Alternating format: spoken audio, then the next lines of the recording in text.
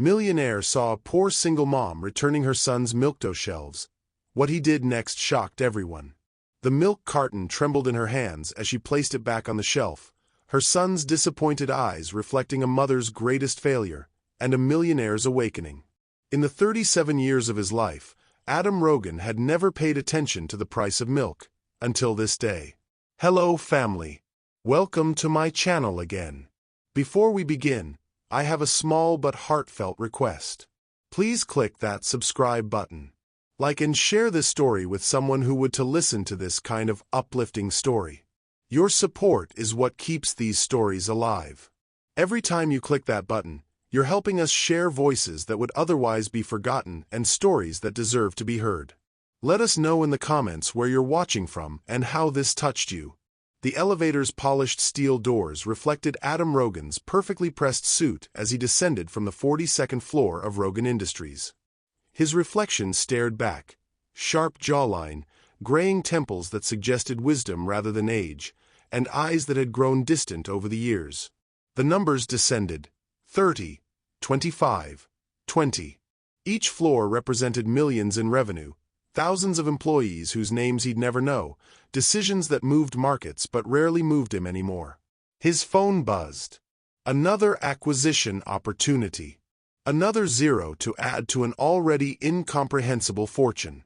Addam's thumb hovered over the screen, then slipped the device back into his pocket. The elevator reached the parking garage where his driver waited beside the gleaming black Mercedes, engine purring with expensive precision. "Home, Mr. Rogan?" James asked, opening the rear door. "Actually," Addam paused, surprising himself, "I need to stop somewhere first. There's a grocery store on 5th Street, Morrison's Market." James's eyebrows lifted slightly. In 15 years of service, he'd never driven his employer to a grocery store. "Of course, sir." The Mercedes glided through downtown traffic while Addam stared out tinted windows at a world he'd forgotten existed. Pedestrians hurried past, some in business attire like his own, others in worn clothing that spoke of different struggles. When had he stopped seeing them as individuals rather than statistics in economic reports? 3 miles away, Zoe Martinez stood in her cramped kitchen, calculator in one hand, a stack of bills in the other. The numbers never added up the way she needed them to. Rent, $1,200. Utilities, $180.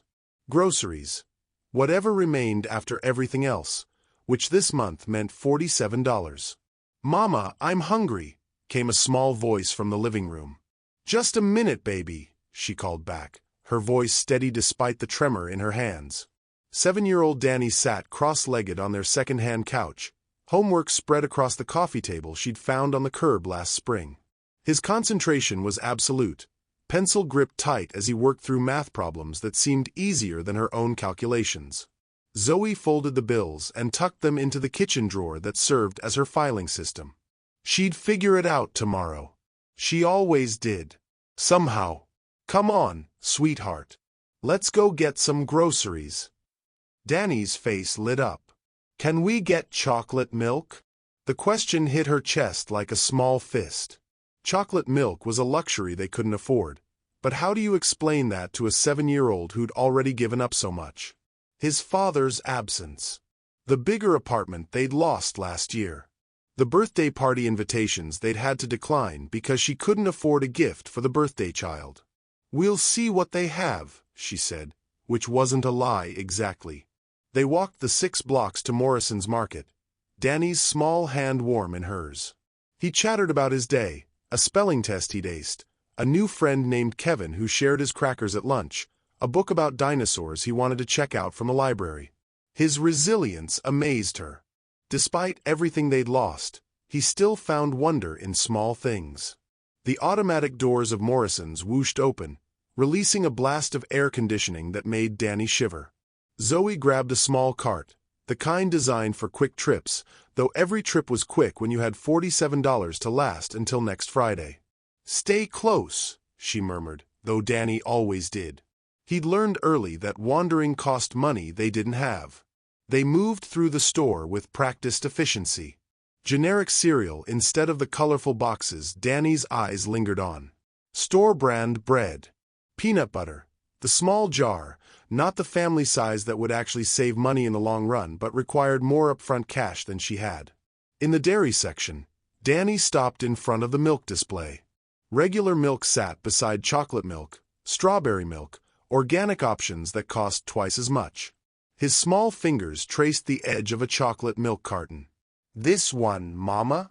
Zoe's throat tightened. She picked up the regular milk, $3.49. Then, before she could stop herself, she reached for the chocolate milk too. $4.99. Danny's smile was worth every penny she didn't have. At the checkout, she watched the total climb. $52.73. Her stomach dropped. She'd miscalculated somewhere, or prices had gone up, or it didn't matter why. She was $5.73 short. "I'm sorry," she said to the teenage cashier, whose name tag read Tyler. "I need to put something back." Tyler's expression softened with understanding that made Zoe's cheeks burn. How many times had he witnessed this same scene? "Take your time," he said gently.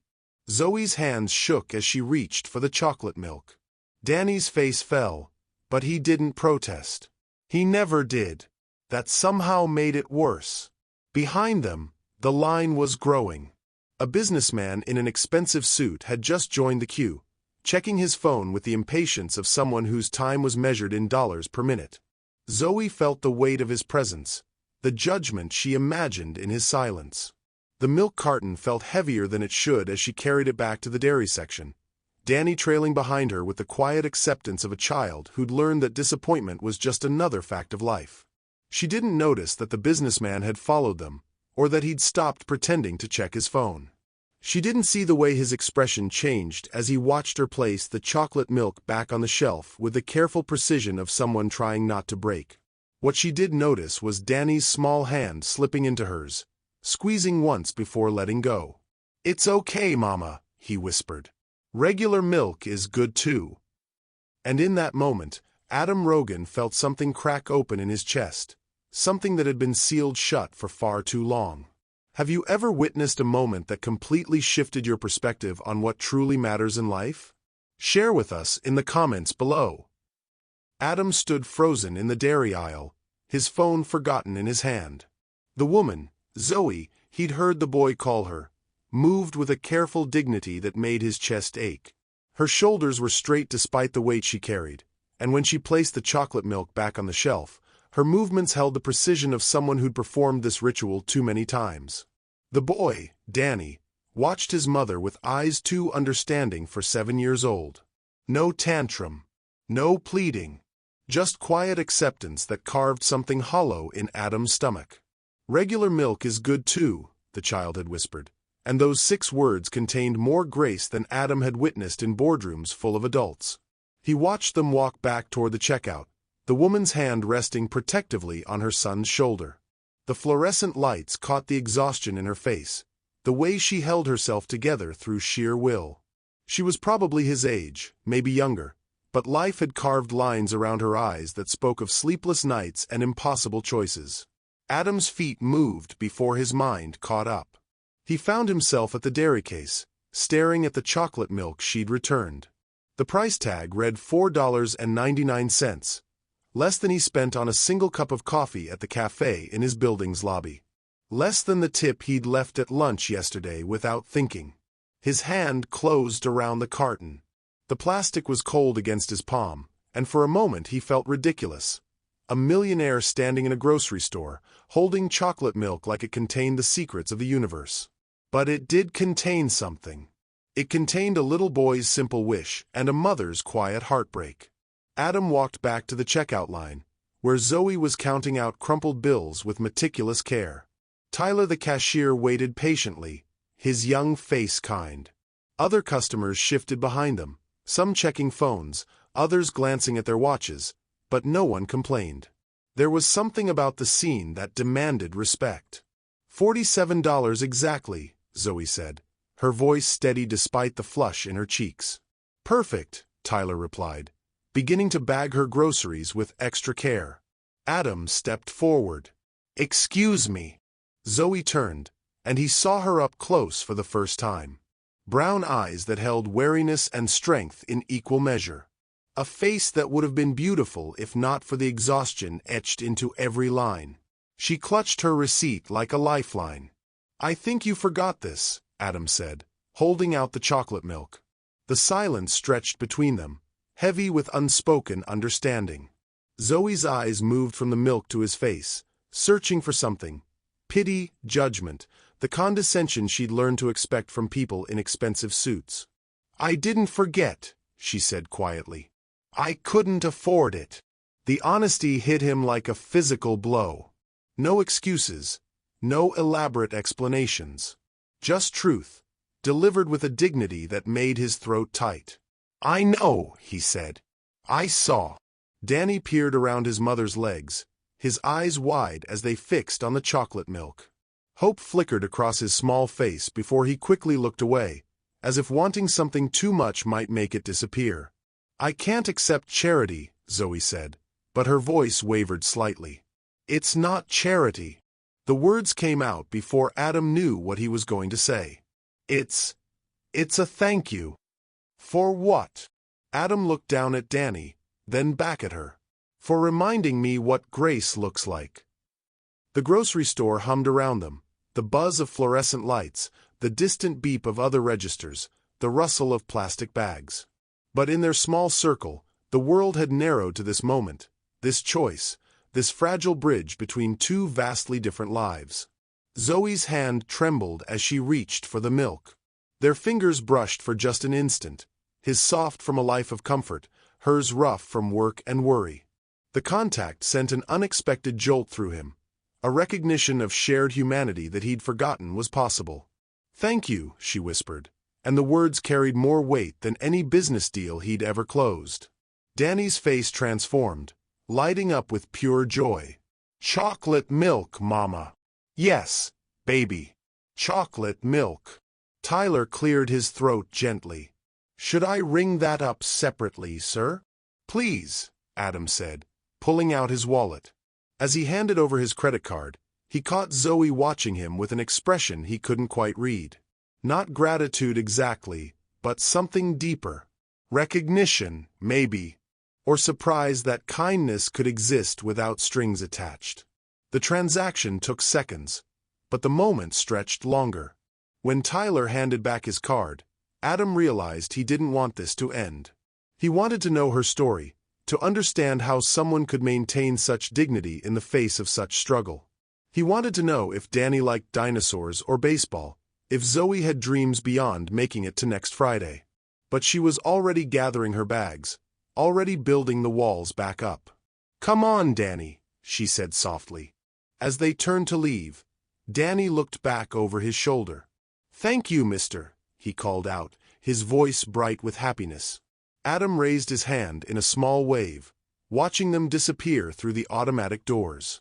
The chocolate milk had cost him $4.99, but the feeling in his chest, this strange mixture of heartbreak and hope, was priceless. He stood there long after they'd gone, Tyler's patient smile the only thing anchoring him to the present moment. Other customers moved around him, but Addam remained still, processing what had just happened. For the first time in years, he'd done something that mattered. Not for profit margins or shareholder value, but for the simple reason that it was right. The feeling was foreign and familiar all at once, like remembering a language he'd once spoken fluently but had somehow forgotten. Outside, through the store's large windows, he caught a glimpse of Zoe and Danny walking down the sidewalk. The boy skipped beside his mother, clutching the chocolate milk like treasure. And maybe it was treasure, not the milk itself, but what it represented. Hope. Kindness. The possibility that strangers could care about each other's happiness. Addam finally moved toward the exit, but something had shifted inside him. The world looked different now, sharper somehow, more real. He had no way of knowing that this moment would change everything. That the woman with tired eyes and fierce dignity would become the center of his universe. That the little boy who said, "Thank you, mister," would teach him what it meant to be truly wealthy. All he knew was that he couldn't stop thinking about chocolate milk and the way Grace looked when it wore a mother's face. The Mercedes felt different on the ride home. Addam sat in the back seat, watching familiar streets blur past, but his mind remained in Morrison's Market. The leather seats that usually provided comfort now felt too soft, too removed from the reality he'd just witnessed. James navigated traffic with his usual efficiency, but the silence between them had taken on a different quality. "Everything all right, sir?" James asked, glancing in the rearview mirror. "Fine," Addam replied automatically, then caught himself. When had "fine" become his default response to everything? When had he stopped feeling enough to give honest answers? His penthouse apartment greeted him with its usual sterile perfection. Floor-to-ceiling windows offered a panoramic view of the city, but tonight the lights below seemed less like a constellation of success and more like individual lives he'd never bothered to consider. The kitchen, with its granite countertops and professional-grade appliances, mocked him with its emptiness. When was the last time he'd actually cooked something here? Addam opened the refrigerator, a monument to excess. Imported cheeses he'd never eaten. Organic vegetables that would spoil before he remembered they existed. A bottle of champagne that cost more than Zoe's monthly grocery budget. And there, on the top shelf, sat a carton of milk. Organic, expensive, barely touched. He closed the door harder than necessary. This was ridiculous. He'd bought a child some chocolate milk, a simple act of kindness that any decent person would have done. It didn't mean anything beyond that moment. It certainly didn't warrant this strange restlessness that had settled in his chest like an unwelcome guest. Addam loosened his tie and poured himself 2 fingers of scotch. Aged 18 years, smooth as silk, worth more per ounce than most people made in an hour. The irony wasn't lost on him. He was drinking liquid luxury while thinking about a woman who couldn't afford chocolate milk for her son. His phone buzzed. A text from his assistant about tomorrow's board meeting. Another from his lawyer about the Henderson acquisition. The world of Rogan Industries continued spinning, demanding his attention, pulling him back into the familiar rhythm of deals and decisions. But as he scrolled through emails, his mind wandered. What was Zoe doing right now? Was Danny enjoying his chocolate milk? Did they have enough food for dinner, or had the grocery trip exhausted their budget for the week? Addam set down his phone with more force than intended. This was exactly the kind of thinking that led nowhere productive. He'd done a good deed. End of story. Tomorrow he'd return to his life, and she'd return to hers, and their paths would never cross again. The thought should have been comforting. Instead, it felt like loss. 6 miles away, Zoe sat at her small kitchen table, watching Danny drink his chocolate milk with the reverence of someone savoring a rare treat. He took small sips, making it last, his eyes bright with contentment. "It's really good, Mama," he said, leaving a faint mustache on his upper lip. "I'm glad, baby." She reached over to wipe his mouth with a paper towel, her heart simultaneously full and breaking. One act of kindness from a stranger, and Danny was this happy. What did that say about their life? About her ability to provide for him? The businessman's face lingered in her memory. Expensive suit, kind eyes, hands that had never known real work. He'd looked at her with something she couldn't quite identify. Not pity, exactly, but a recognition that had made her feel exposed. Vulnerable in a way that had nothing to do with money. "For reminding me what grace looks like," he'd said. The words had been unexpected, too personal for a stranger in a grocery store. What had he meant by that? And why did she keep replaying the moment their fingers had touched when he handed her the milk? Zoe shook her head, forcing herself back to reality. Rich men didn't develop sudden interests in struggling single mothers. Whatever had motivated his kindness, guilt, impulse, a momentary lapse in judgment, it was over now. She'd probably never see him again, which was for the best. She had enough complications in her life without adding whatever that had been. "Can I have chocolate milk again tomorrow?" Danny asked, hope threading through his voice.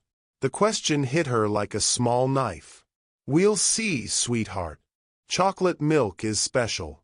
That's why it tastes so good. Danny nodded solemnly, accepting her non-answer with the wisdom of a child who'd learned not to push for things that caused his mother's face to tighten with worry. After Danny went to bed, Zoe sat alone in her living room, the empty chocolate milk carton on the coffee table like evidence of something she couldn't quite name. She should throw it away, but something held her back. Maybe it was proof that kindness still existed in the world. Maybe it was a reminder that she'd maintained her dignity even in her most vulnerable moment. Or maybe it was something else entirely, a connection to a stranger who'd seen her at her lowest and somehow made her feel human instead of invisible. She picked up the carton, turning it over in her hands. No note, no business card, no way to thank him properly or understand why he'd cared enough to follow them back to the dairy section. Just chocolate milk and a moment of grace that had felt like a small miracle. Zoe finally threw the carton away, but the feeling lingered. Tomorrow she'd return to her routine: work, bills, the endless calculation of what they could and couldn't afford. But tonight, for just a little while, the world had felt less harsh, less lonely. She didn't know that across the city, a millionaire was lying awake in his king-sized bed, staring at the ceiling and wondering what it meant that a $5 act of kindness had shaken the foundation of his carefully constructed life. Neither of them understood yet that some moments are too powerful to contain. That grace, once witnessed, demands to be shared.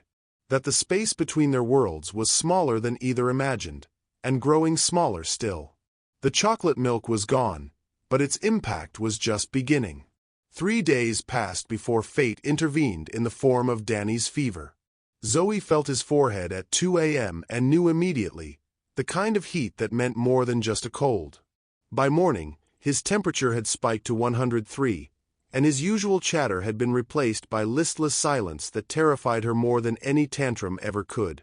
"We need to see the doctor, baby," she whispered, gathering him in her arms. He felt too light, too fragile, like something precious that might break if she held him wrong. The community clinic was a 40-minute bus ride across town, but it was the only place she could afford. Danny dozed against her shoulder as the bus lurched through morning traffic, his small body radiating heat through his dinosaur pajamas, the only clean clothes she'd been able to find in her panic. The clinic's waiting room was a study in controlled chaos. Fluorescent lights buzzed overhead, casting everything in harsh relief. Plastic chairs lined the walls, most occupied by people who looked like they'd rather be anywhere else. A television mounted in the corner played a morning talk show that no one watched. Zoe approached the reception desk, where a tired-looking woman with kind eyes looked up from her computer. "Name: Danny Martinez. We don't have an appointment, but he has a high fever and..." "Insurance." The question Zoe had been dreading. "We're between policies right now, but I can pay cash." The lie came easily. She had $63 in her wallet and no idea how much this would cost. The receptionist's expression softened. "Let me see what I can do. Have a seat, honey. It might be a while." Zoe found 2 empty chairs near the window and settled Danny on her lap. He curled against her like a kitten, his breathing shallow and quick. She stroked his hair and whispered the same lullabies she'd sung when he was a baby, trying to keep the fear from her voice. The minutes crawled by. Other patients came and went, some called back quickly, others waiting as long as she was. Danny's fever seemed to be climbing, and Zoe found herself checking her phone obsessively, as if the time might somehow move faster if she watched it closely enough. "Mama," Danny mumbled against her shoulder. "I don't feel good." "I know, baby. The doctor's going to help you feel better." But what if they couldn't afford the doctor's help? What if they needed tests or medicine she couldn't pay for? The questions circled in her mind like vultures, feeding on her fear. That's when she heard a familiar voice at the reception desk. "I'm here to see Dr. Patterson about the new pediatric wing funding." Zoe's head snapped up. The businessman from the grocery store stood 10 feet away, looking perfectly composed in another expensive suit. His hair was slightly mussed, as if he'd been running his hands through it, and there was something different about his posture, less rigid than she remembered. Their eyes met across the waiting room, and she watched recognition dawn on his face. For a moment, neither moved. Then he was walking toward her, his expression shifting from surprise to concern as he took in Danny's flushed face and listless posture. "Is he all right?" Addam asked, his voice gentler than she remembered.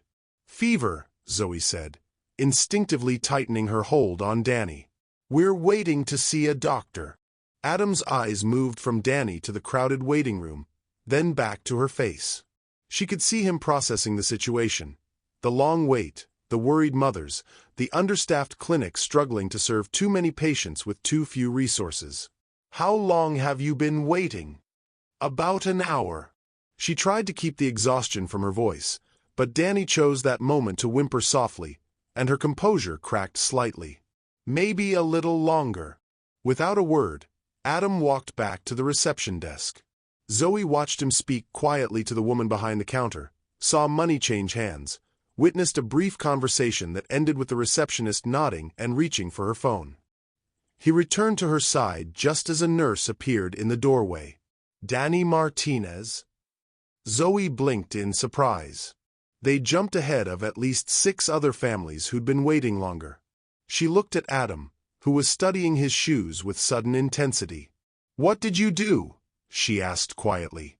"Nothing," he said, but his ears had turned slightly red. "They just had a cancellation." The nurse was waiting, clipboard in hand, professional smile in place. Zoe stood carefully, Danny still clinging to her, and felt the weight of every eye in the waiting room. Some faces showed understanding, other parents who knew the desperation of a sick child. Others held resentment at being passed over. "I can't," she began, but Addam cut her off. "Yes, you can. He needs to see a doctor now." There was something in his voice that brooked no argument.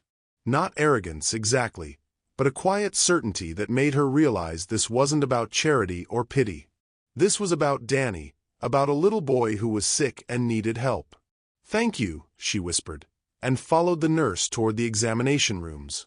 As they walked down the hallway, she glanced back to see Addam settling into one of the plastic chairs she'd just vacated. He pulled out his phone, but his attention kept drifting to the hallway where she'd disappeared. The examination room was small and sterile, with cartoon animals painted on the walls in an attempt at cheerfulness. Danny perked up slightly at the sight of a smiling elephant, but his fever had clearly worsened. Dr. Patterson, a woman in her 50s with gentle hands and tired eyes, examined him thoroughly.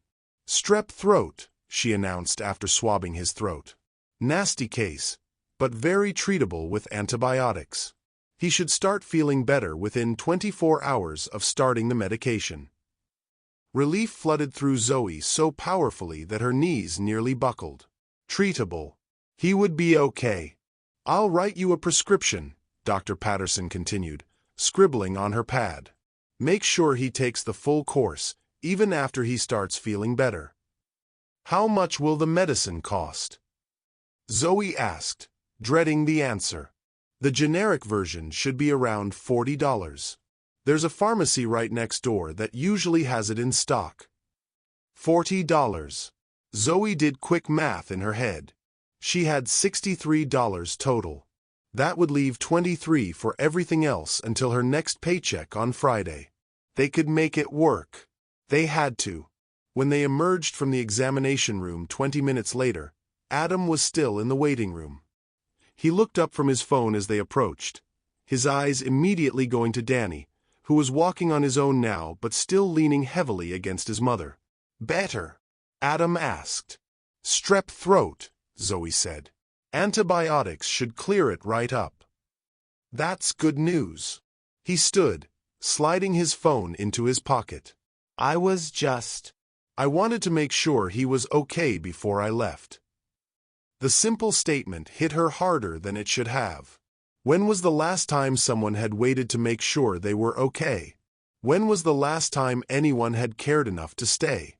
"You didn't have to wait," she said, but there was no reproach in her voice. "I know." They stood there for a moment, the busy clinic swirling around them. Danny tugged on Zoe's hand, ready to go home, ready for medicine and sleep and the promise of feeling better soon.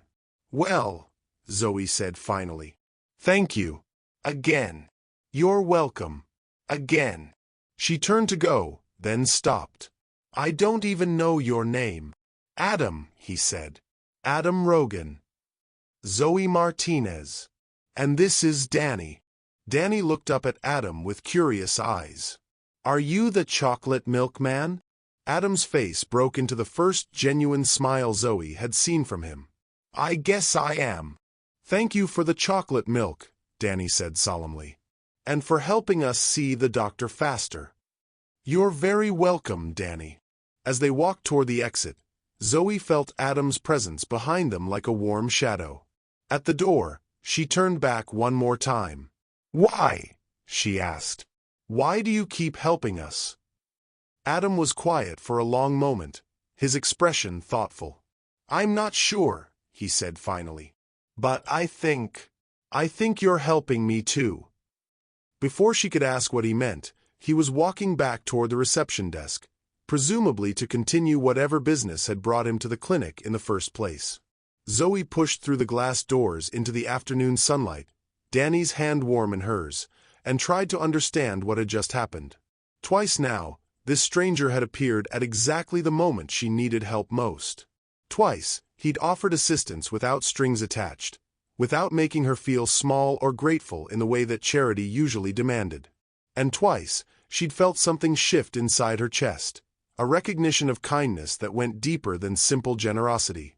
Something that felt dangerously close to hope. The pharmacy next to the clinic was cramped and fluorescent bright, with narrow aisles that barely accommodated a shopping cart. Zoe approached the counter with Danny's prescription clutched in her hand, trying to project confidence she didn't feel.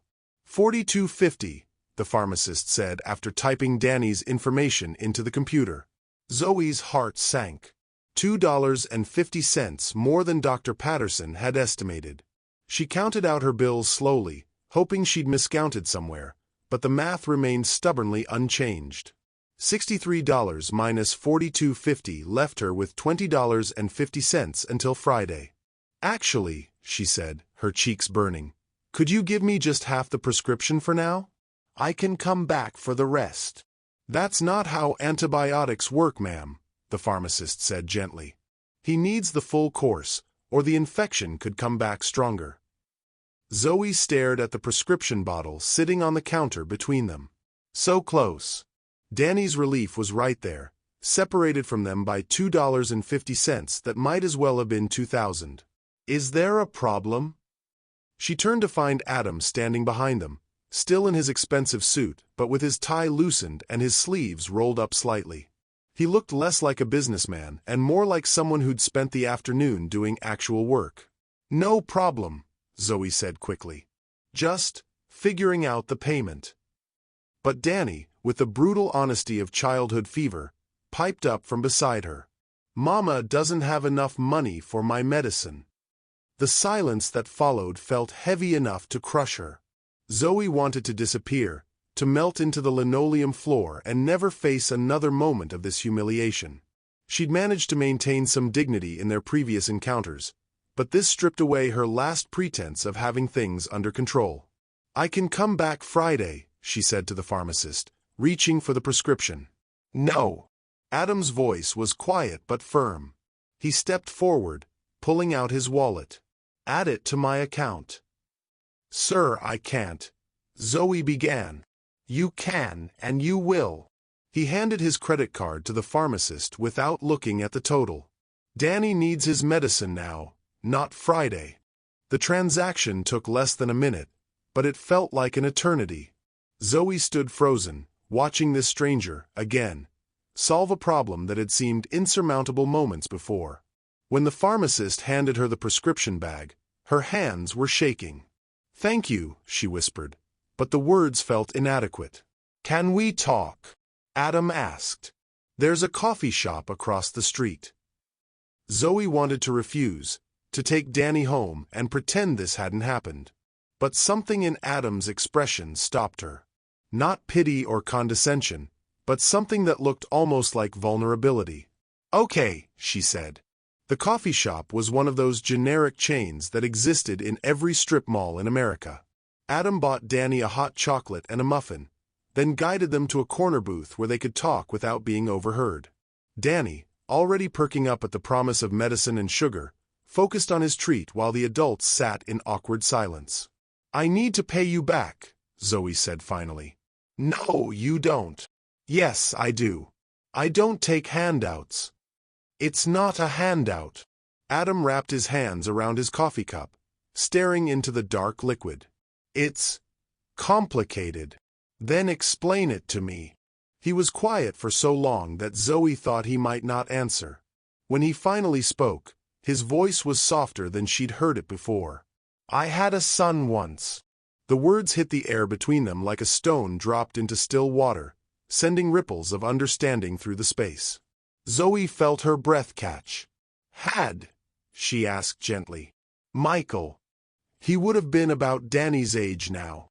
Addam's eyes moved to Danny, who was carefully picking chocolate chips out of his muffin. "He died when he was 3. Leukemia." The simple statement carried the weight of 1,000 sleepless nights, 1,000,000 moments of helplessness, years of grief that had carved permanent lines around his eyes. "I'm so sorry," Zoe whispered. "My wife, ex-wife, she blamed me. Said I was never there, that I cared more about work than family. She wasn't wrong." His laugh was bitter, self-deprecating. "I thought providing for them was the same as loving them. I thought money could solve everything." Zoe watched his face, seeing the pain he usually kept hidden beneath expensive suits and controlled expressions. "What happened to your marriage?" "It ended 2 years after Michael died. Sarah, my ex-wife, she needed someone to grieve with, and I buried myself in work instead. Built an empire to fill the hole where my family used to be." He looked up at her then, his eyes raw with honesty. "I haven't thought about having a family since. Haven't wanted to risk that kind of loss again. Until now." The question slipped out before Zoe could stop it. Addam's gaze sharpened, focusing on her with an intensity that made her pulse quicken. "Until I saw you in that grocery store," he said quietly. "Watching you with Danny, seeing how much you love him, how hard you fight for him. It reminded me what I'd lost. What I'd thrown away." Danny looked up from his muffin, chocolate smeared around his mouth. "Are you sad, Mr. Addam?" The directness of the question seemed to surprise Addam. He considered it seriously, as if Danny had asked something profound rather than simply observing the obvious. "Sometimes," he said honestly. "But talking to you and your mama makes me feel less sad." Danny nodded solemnly, as if this made perfect sense. "Mama gets sad sometimes too, but she tries to hide it so I won't worry." Zoe felt heat rise in her cheeks. "Danny!" "It's okay," Addam said. "We all get sad sometimes. That's what makes the happy times more special." "Like chocolate milk," Danny said with the wisdom of a 7-year-old philosopher. "Exactly like chocolate milk." Zoe watched this exchange with something approaching wonder. When was the last time an adult had spoken to Danny like this? Not talking down to him or dismissing his observations, but engaging with him as if his thoughts mattered. "Can I ask you something?" she said to Addam. "Of course. Why the clinic? What were you doing there today?" Addam's expression shifted, becoming almost embarrassed. "I've been funding a new pediatric wing. Anonymous donations, mostly. Today was supposed to be a final walkthrough before construction begins." "Anonymous. I don't usually get personally involved. I write checks and let other people handle the details." He paused, stirring his coffee absently. "But after seeing you and Danny the other day, I wanted to see where the money was actually going. Wanted to understand what families like yours go through." The pieces clicked into place for Zoe. The quick appointment, the way the staff had treated them, the receptionist's sudden helpfulness, it all made sense now. "You own the clinic," she said. "I fund it. There's a difference." "Is there?" Addam met her eyes across the table. I'm learning that there is. Danny had finished his muffin and was starting to droop against Zoe's side, the sugar crash combining with his illness to make him sleepy. She checked her watch. Nearly 4 o'clock. Time to get him home and start the antibiotics. We should go, she said, gathering her purse. Of course. Addam stood as well, then hesitated. Zoe. Yes. Would it be okay if I checked on Danny tomorrow? Made sure the medicine is working. The request was so tentative, so unlike the confident businessman she'd first encountered, that it took her a moment to process it. He wasn't offering more help or trying to solve another problem. He was simply asking to care. I think Danny would like that, she said softly. And you? The question hung between them, loaded with implications neither was quite ready to examine. Zoe looked at this man who'd lost everything that mattered and somehow found his way to caring about her son, about her. A man who could buy anything but seemed to value the simple act of checking on a sick child. I think I would too, she admitted. As they walked out of the coffee shop together, Danny's small hand in hers and Addam walking beside them like he belonged there, Zoe felt something she hadn't experienced in years. The possibility that she wasn't alone in this world after all. Have you ever discovered that someone's kindness toward you was rooted in their own deep loss? And how did that change your understanding of their generosity? Please share with us in the comments below. The next morning brought the first sign that the antibiotics were working. Danny woke up asking for breakfast instead of lying listlessly in bed. His fever had broken sometime during the night, leaving him pale but alert, his usual curiosity returning in small waves. Zoe was scrambling eggs when the knock came at the door. She knew who it would be before she opened it, but seeing Addam standing in her hallway still sent an unexpected flutter through her chest. He looked different outside the clinic and coffee shop. Less polished somehow, wearing dark jeans and a simple button-down shirt that made him seem more human, more approachable. How's the patient? He asked, holding up a small paper bag. Much better. The fever broke around 3 this morning. She stepped aside to let him in, suddenly conscious of her small apartment's worn furniture and peeling paint. Danny, Mr. Addam is here to see how you're feeling. Danny appeared in the kitchen doorway, still in his dinosaur pajamas but moving with more energy than he'd shown in days. His face lit up when he saw Addam. I feel lots better, he announced. Mama made me take the yucky medicine, but it worked. I'm glad to hear that. Addam held out the paper bag. I brought you something to help wash down the yucky medicine. Danny opened the bag with the careful reverence of a child who'd learned not to expect surprises. Inside was a small carton of chocolate milk and a book, Danny and the Dinosaur. You remembered my name is Danny, the boy exclaimed, clutching the book to his chest. Of course I did. And I noticed you like dinosaurs. Addam gestured to Danny's pajamas, then to the plastic dinosaur figures scattered on the coffee table. I love dinosaurs. Mama says they lived millions of years ago, but I wish they were still here so I could see a real one. What's your favorite dinosaur? Triceratops. They had 3 horns and they ate plants, so they were nice dinosaurs. Not scary like T-Rex. Addam settled onto the couch, and Danny immediately climbed up beside him, opening the book with eager hands. Would you like me to read it to you? Yes, please. Zoe watched from the kitchen doorway as Addam began reading, his voice taking on different tones for different characters. Danny leaned against his side, following along with one finger tracing the words. The scene was so natural, so right, that it made her chest ache with longing for things she'd convinced herself they didn't need. When was the last time Danny had sat with a man like this? His father had left when Danny was barely 2, and since then it had been just the 2 of them against the world. She'd told herself that was enough, that they were complete as they were. But watching Danny's face as Addam read, seeing the way he soaked up this masculine attention like a plant reaching toward sunlight, she realized what they'd been missing. Mama, come listen too, Danny called out. Zoe joined them on the couch, settling on Danny's other side.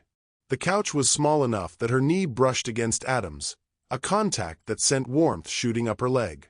She tried to focus on the story, but found herself stealing glances at Addam's profile as he read.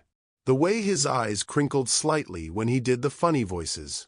The gentle way he turned each page, making sure Danny was ready before moving on.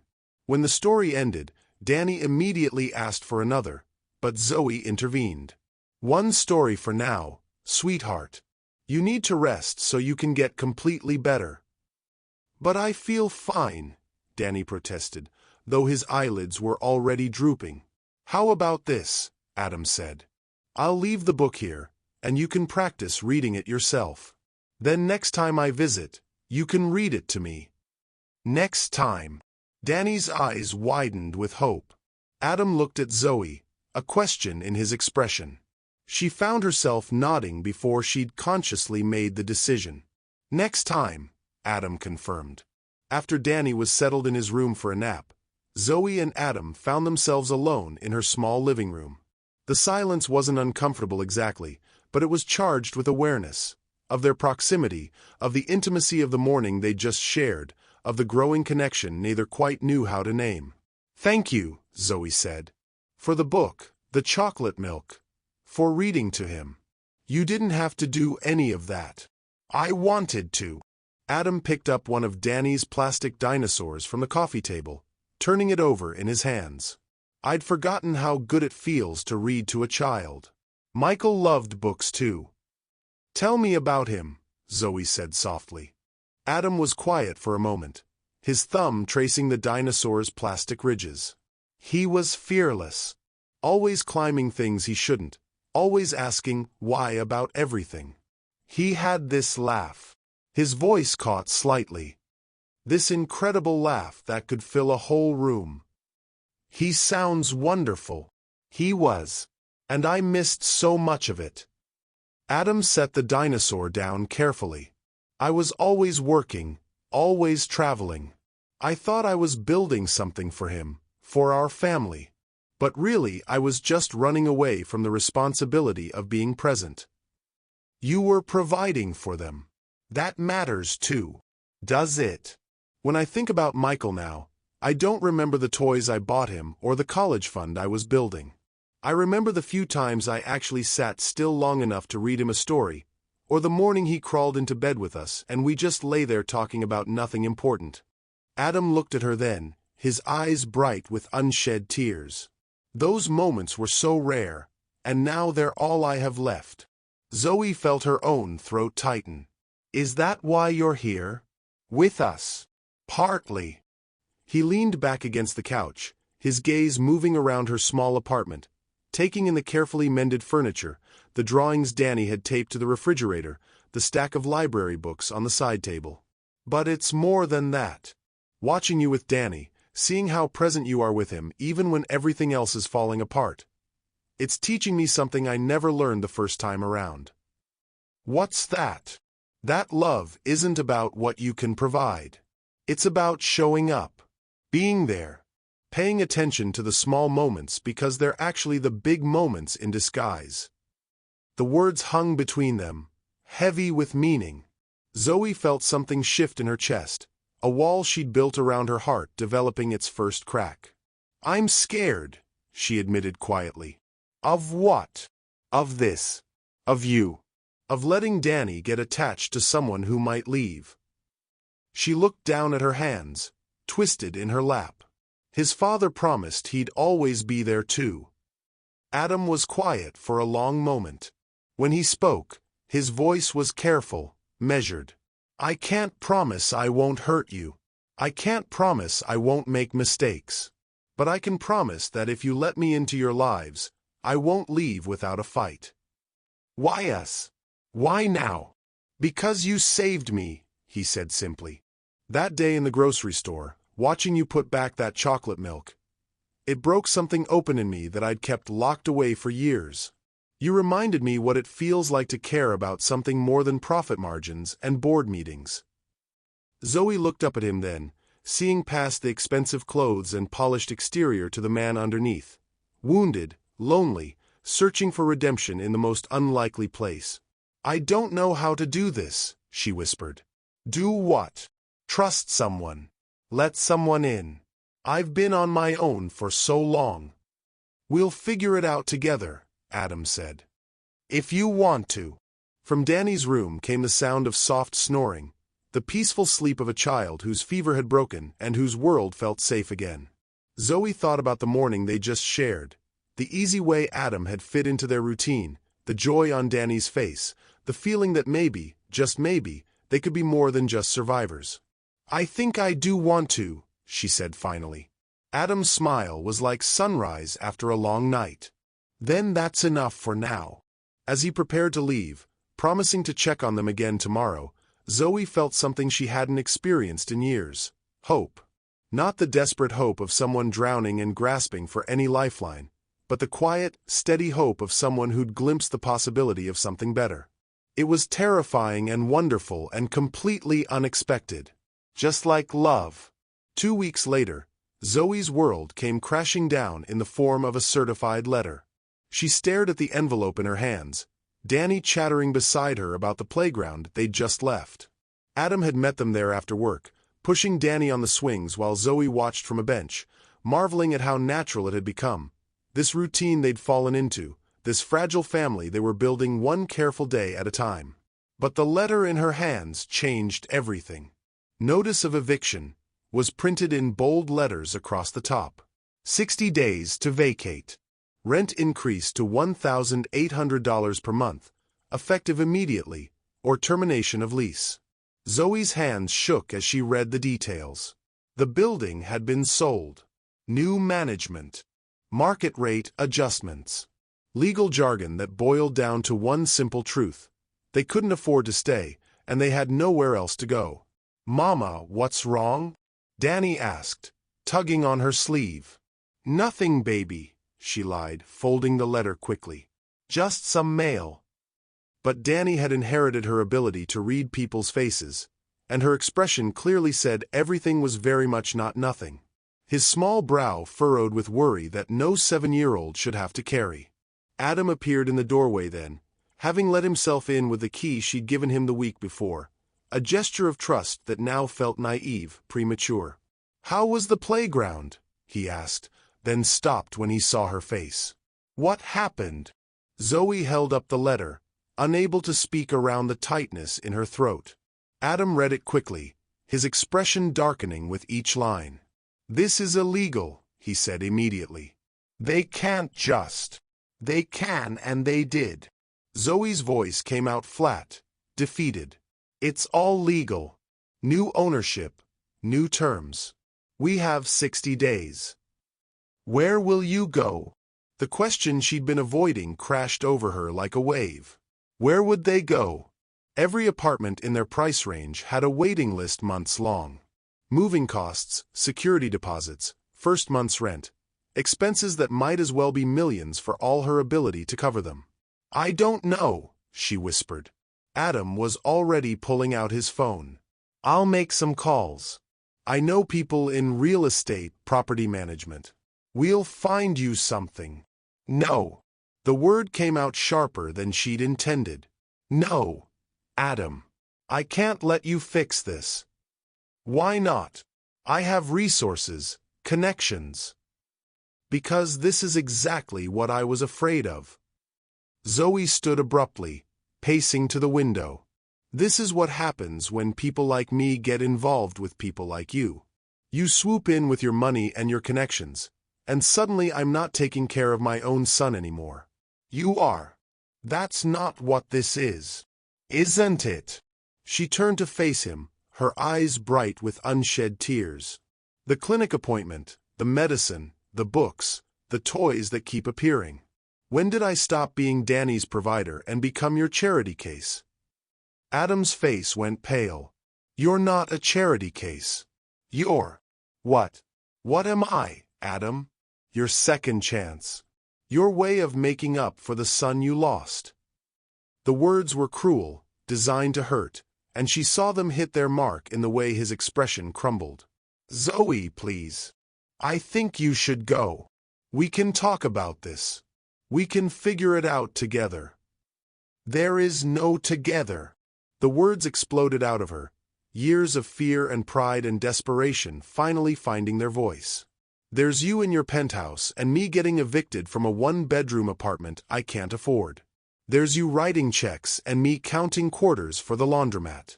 We don't live in the same world, Addam. We never did. Danny had gone very still on the couch, his eyes wide as he watched the two most important adults in his life tear each other apart. Zoe saw his fear and hated herself for it, but she couldn't stop. The words kept coming like poison she needed to purge. You want to know what I think? I think you saw us in that grocery store and we reminded you of what you lost. So you decided to play house with the poor single mom and her kid, thinking you could buy your way into a ready-made family. That's not true. Addam's voice was quiet, strained. Isn't it? Tell me honestly, if Michael hadn't died, would you have given us a second glance? Would you have cared about one struggling mother among thousands? The silence that followed was answer enough.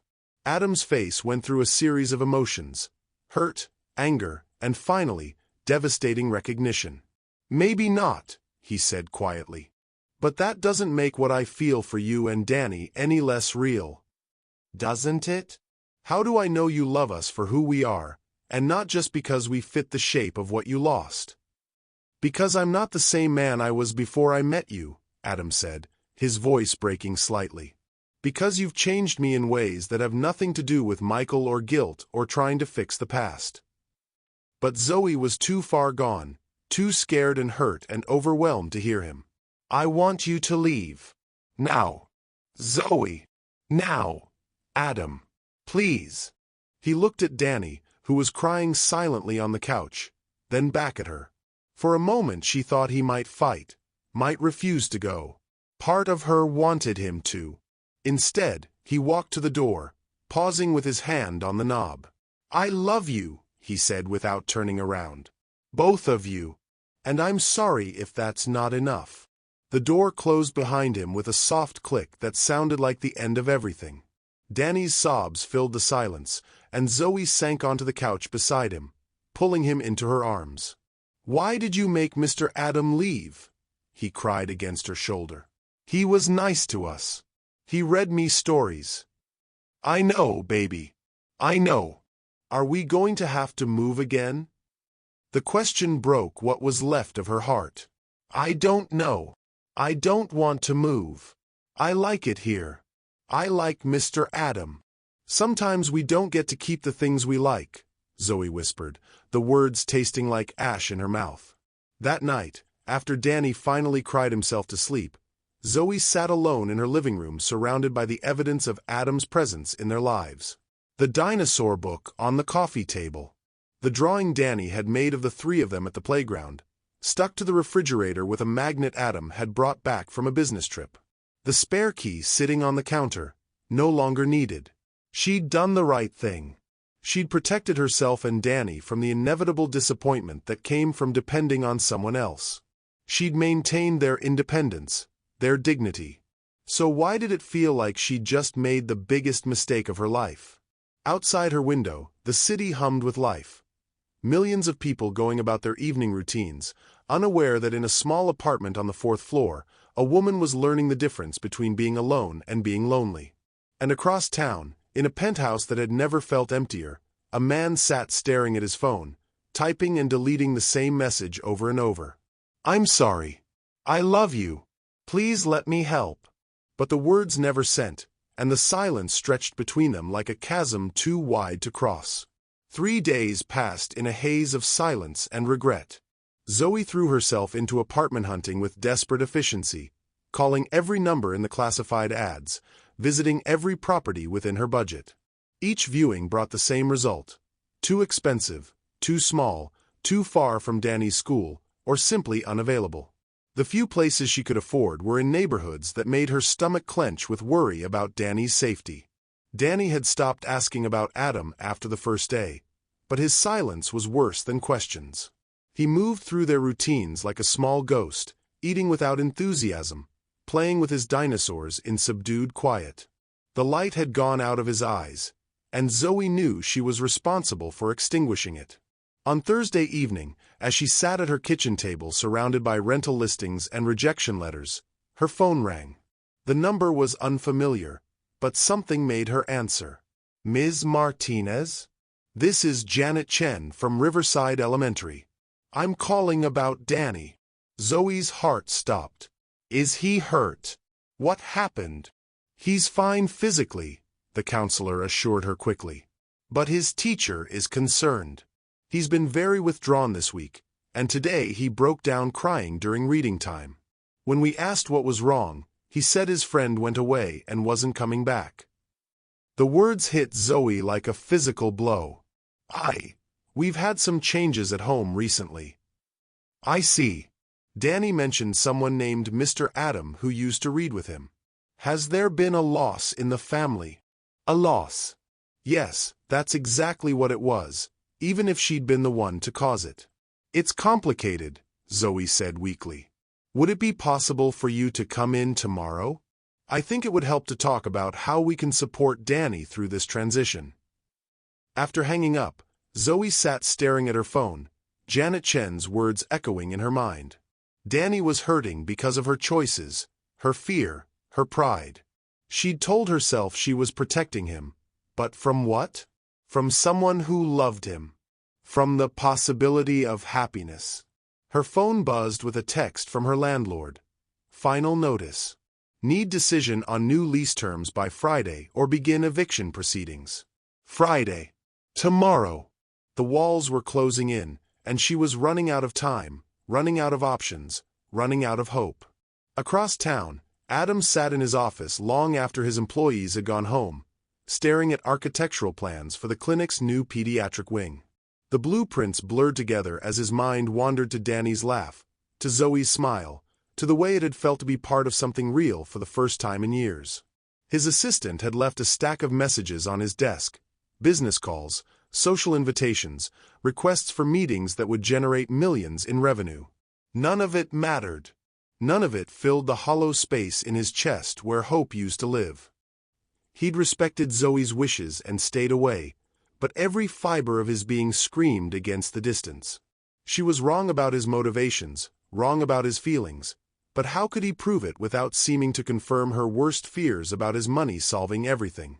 The answer came to him as he stared at the clinic plans. Not his money.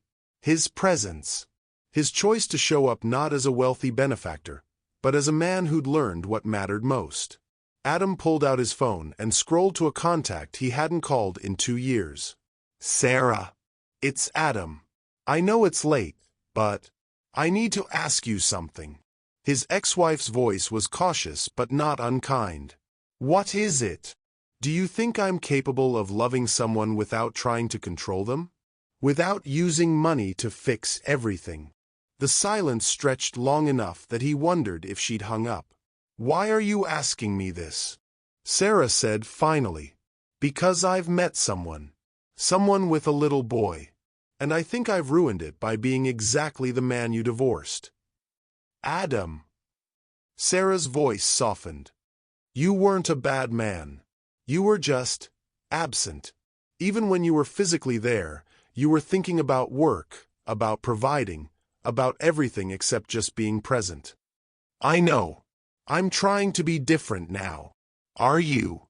Or are you trying to buy your way into their lives the same way you tried to buy your way out of grief?" The question hit him like a slap. "I don't know. Maybe both." "Then figure it out," Sarah said gently. "Because if you really love them, they deserve better than your guilt and your checkbook. They deserve you." After the call ended, Addam sat in the growing darkness of his office, Sarah's words echoing in his mind. What did Zoe and Danny deserve from him? What could he offer that wasn't tainted by his wealth or his past? The answer, when it came, was both simple and terrifying. Himself. Just himself, with no safety net of money or power or control. The man he was becoming because of them, not the man he'd been before. Friday morning arrived gray and drizzling, matching Zoe's mood as she walked Danny to school. He'd barely spoken during breakfast, picking at his cereal with the listless movements of a child carrying adult-sized sadness. "Danny," she said as they reached the school entrance. "Mrs. Chen wants to talk with us after school today. About how you've been feeling." Danny looked up at her with eyes that seemed too old for his face. "Are you going to tell her about Mr. Addam?" The question caught her off guard. "What would you want me to tell her?" "That he was nice to us. That he made you smile." Danny's voice was small, matter-of-fact. "That I miss him." Zoe knelt down to his level, her heart breaking at the resignation in his expression. "I miss him too, baby." "Then why can't he come back?" How do you explain adult fears to a child? How do you justify pushing away love because you're terrified of losing it? "Sometimes grown-ups make things more complicated than they need to be," she said finally. "Can you make it less complicated?" Before she could answer, Danny was walking toward the school entrance, his small shoulders carrying a burden that should have been hers alone. Zoe spent the morning in a fog, mechanically going through the motions of her job at the diner while her mind churned with impossible choices. Stay and face eviction, or take Danny away from the only stability he'd known. Fight for a love that terrified her, or accept the safety of solitude. At lunch, she found herself walking past Morrison's Market, the place where everything had started. The automatic doors whooshed open, and she wandered the aisles without purpose until she found herself in the dairy section, staring at the chocolate milk display. A memory surfaced, Danny's face lighting up when Addam had followed them back here, the way hope had bloomed in her chest when a stranger had chosen kindness over indifference. The moment when her carefully constructed walls had developed their first crack. "Excuse me, miss? Are you all right?" Zoe turned to find Tyler, the young cashier who'd witnessed her humiliation that first day. He looked concerned, and she realized she'd been standing there for several minutes, tears streaming down her face. "I'm fine," she said automatically. "You're the lady with the little boy, right? The one who likes chocolate milk." Zoe nodded, not trusting her voice. "That man who helped you, he comes in sometimes. Always buys chocolate milk, even though he doesn't look like the type. Yesterday he asked if I'd seen you and your son lately." Tyler paused, studying her face. "He seemed really worried." "He did. Yeah. Said to tell you he was thinking about you if you came in. That he hoped you were okay." The simple message broke something loose in Zoe's chest. Addam was thinking about them, worrying about them. Even after the terrible things she'd said, even after she'd pushed him away, he still cared. "Thank you," she whispered to Tyler, then turned and walked quickly toward the exit. She had a choice to make. She could continue down the path of fear and pride, protecting herself and Danny from the possibility of hurt by ensuring they'd never experience real joy again.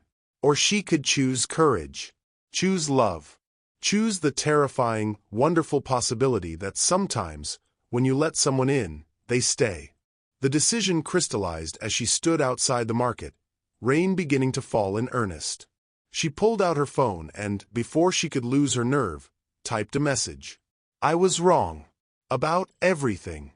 If you still want to fight for us, I'm ready to stop running." She hit send before she could change her mind, then stood in the rain, waiting for a response that would either break her heart completely or begin to heal it. The phone buzzed almost immediately. "On my way." Zoe waited in the rain outside Morrison's Market, her heart hammering against her ribs as each passing car made her wonder if it might be him. The irony wasn't lost on her. Standing in the same place where their story had begun, where a moment of vulnerability had cracked open both their carefully guarded worlds. When the familiar black Mercedes pulled into the parking lot, she felt her breath catch. But instead of James behind the wheel, it was Addam himself who stepped out into the rain. His hair was disheveled, his usually perfect shirt wrinkled, and he moved with an urgency that spoke of dropped meetings and abandoned responsibilities.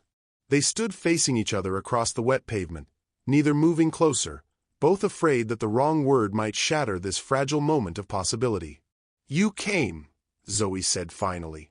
"You called." His voice was rough, uncertain. "I wasn't sure you meant it." "I wasn't sure either." She wrapped her arms around herself, suddenly aware of how she must look, soaked through, mascara probably running, standing in a grocery store parking lot like some romantic comedy cliché. "I've been thinking about what you said. About not being the same man you were before. And I'm not the same woman either. Before I met you, I thought strength meant never needing anyone. I thought love was just another word for dependence." She took a tentative step toward him. "But watching you with Danny, seeing how you've changed, I realized I was confusing strength with fear." Addam moved closer, close enough that she could see the hope and uncertainty warring in his expression. "I've been thinking, too, about what you said about me trying to buy my way into your lives." Zoe's stomach clenched. "Addam, you were right. Not about my feelings, those are real, but about my methods. I was trying to solve your problems instead of just being present for them. I was doing exactly what I did with Michael, thinking that providing was the same as loving." The rain continued to fall around them, but neither seemed to notice. They were lost in this moment, in the careful reconstruction of something that had been broken but not destroyed. "So what do we do now?" Zoe asked. "We start over. Differently this time." Addam reached into his jacket and pulled out an envelope. "I've been carrying this around for 3 days, trying to decide if I should give it to you." Zoe took the envelope with trembling fingers. Inside was a check, but not made out to her. It was made out to the Riverside Community Housing Fund, in the amount of $50,000. "I don't understand," she said. "It's not for you. It's for families like yours, people who need affordable housing but can't find it. I'm funding a program to help with deposits, moving costs, temporary rent assistance. Anonymous, administered by the city, no strings attached." He paused, rain dripping from his hair. "I can't fix your housing situation directly. You were right that it would change the dynamic between us. But I can help make sure other families don't face the same impossible choices." Zoe stared at the check, understanding flooding through her. He'd found a way to help without making her a charity case, a way to use his resources without making her dependent on them. "There's more," Addam continued. "I've been talking to the clinic about setting up a volunteer program. Not funding, actual hands-on work. Reading to kids in the waiting room, helping families navigate the system. I want to learn how to help with my presence, not just my checkbook." "Why?" she whispered. "Because you taught me that showing up matters more than paying up. Because I want to be the kind of man who deserves you and Danny, not the kind who tries to buy his way into your hearts." Zoe felt tears mixing with rainwater on her cheeks. "I'm scared, Addam. I'm scared of needing you too much. I'm scared of Danny getting hurt if this doesn't work out." "I'm scared too," he admitted. "I'm scared of messing this up the way I messed up everything with Michael and Sarah.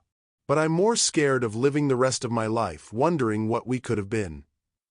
They stood there in the rain, two broken people who'd found something whole in each other, both terrified and hopeful in equal measure. "I got evicted," Zoe said suddenly. "I have until Monday to find a new place or I don't know. Maybe we leave the city. Start over somewhere cheaper." The thought of losing them hit Addam like a physical blow. "Don't go. Please. I can't afford to stay. And I won't let you pay my rent. What if?" Addam paused, choosing his words carefully. "What if there was a third option? What if you and Danny came to stay with me? Not permanently, not as charity, but as family. While you figure out what comes next." Zoe's eyes widened. "Addam, I know it's crazy. I know it's fast. But I have more space than I know what to do with, and you need somewhere safe for Danny. We could take it slow, see how it works. Separate rooms, no pressure, just being together." The offer hung between them, loaded with possibility and risk. Zoe thought about Danny's withdrawn face that morning, about the school counselor's concern, about the impossible math of rent and groceries and medicine. "What about when you get tired of us? When the novelty wears off and you remember that we're not your real family. Addam stepped closer, close enough to touch her face if he dared. You are my real family. You and Danny. Not because you replace what I lost, but because you've given me something I never had before. A love that isn't based on obligation or guilt or trying to fix the past. You've given me a future worth fighting for. I love you, Zoe whispered, the words escaping before she could stop them. I love you, and it terrifies me. I love you too. Both of you. More than I thought I was capable of loving anyone. This time, when he reached for her, she didn't pull away. His hands cupped her face, thumbs brushing away tears and rainwater, and when he kissed her, it tasted like hope and second chances and the promise of something beautiful built on the ruins of what came before. When they finally broke apart, both breathless, Zoe rested her forehead against his. We should probably get out of the rain, she said. Probably. But neither of them moved. Danny gets out of school in an hour. He has a meeting with the counselor because he's been sad about you leaving. What should I tell him? Zoe smiled, the first real smile she'd felt in days. Tell him that sometimes grown-ups figure out how to make things less complicated. An hour later, they stood outside Riverside Elementary, watching Danny emerge from the building with his backpack dragging behind him. When he saw Addam standing next to his mother, his face went through a series of emotions. Surprise, hope, and finally, pure joy. Mr. Addam! He ran toward them, launching himself into Addam's arms with the complete trust of a child who'd been given back something precious he thought he'd lost forever. Hey, buddy, Addam said, his voice thick with emotion. I missed you. I missed you too. Are you coming home with us? Addam looked at Zoe over Danny's head, and she nodded. Actually, Addam said, I was hoping you and your mom might come home with me. For a while. Would you like that? Danny's eyes went wide. Really? Like a sleepover. Like a sleepover that might last a long time. Can I bring my dinosaurs? You can bring whatever you want. As they walked toward the car, Addam's car, but somehow it felt like theirs now, Danny chattered excitedly about showing Addam his rock collection and teaching him the names of all the different dinosaur species. Zoe listened to their conversation, marveling at how natural it sounded, how right it felt. Mama, Danny said as Addam buckled him into the back seat, are we going to be a real family now? Zoe met Addam's eyes in the rearview mirror, seeing her own wonder reflected back at her. Yes, baby, she said softly. I think we are. That evening, as they sat in Addam's spacious living room, Danny building elaborate dinosaur cities on the carpet while Zoe and Addam planned their uncertain but hopeful future, Zoe thought about the journey that had brought them here. From a grocery store encounter born of desperation to this moment of quiet contentment, they'd traveled further than miles could measure. No regrets? Addam asked quietly, following her gaze to Danny, who was narrating an epic battle between a triceratops and a plastic army man. Only one, Zoe said. What's that? She smiled, leaning into his warmth. That it took us so long to get here. Outside, the city hummed with its usual energy, millions of people living their separate lives.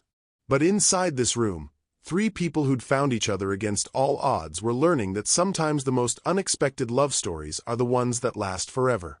And in the kitchen, sitting on the counter like a small monument to second chances, was a carton of chocolate milk, a reminder that grace often comes disguised as the simplest gifts, and that love, when it finally arrives, is always worth the wait.